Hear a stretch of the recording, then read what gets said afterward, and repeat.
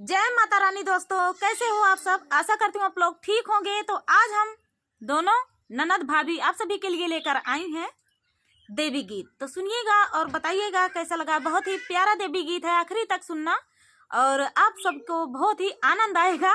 तो देर न करते हुए चलिए सुनाते हैं।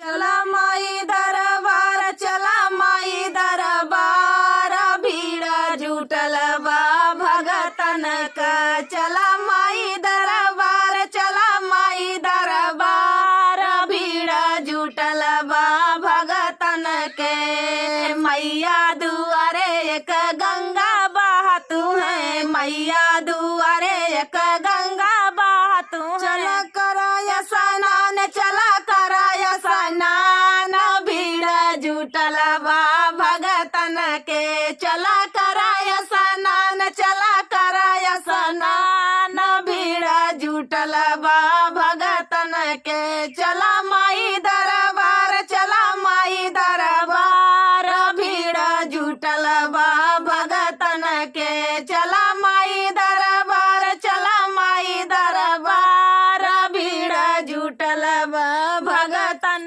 के। मैया दुआरे पंडित बसतू है, मैया दुआरे पंडित बसतू है, पंडित बसतू है, पंडित बसतू है। चला करी हम होम, चला करा जाई होम, भीड़ जुटल बा भगतन के। चला कर जाई होम, चला कर जाई होम, भीड़ जुटल बा भगतन के। चला माई दरबार, चला माई दरबार, भीड़ जुटल बा भगतन के। चला माई दरबार, चला माई दरबार, भीड़ जुटल बा भगतन के। मैया दुआरे प्रसाद मिलत है, मैया दुआरे प्रसाद मिलत है। चला ली प्रसाद, चला ली प्रसाद,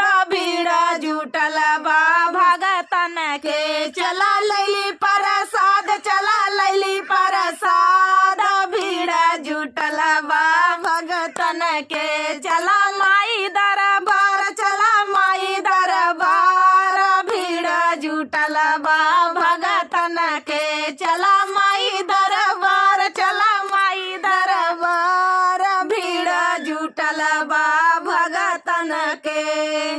तो दोस्तों ये प्यारा सा देवी गीत आप सभी को कैसा लगा कमेंट में बताना। दोस्तों जय माता दी जरूर लिखना। तो चलिए दोस्तों मिलते हैं नेक्स्ट वीडियो में, तब तक के लिए जय हो माता रानी।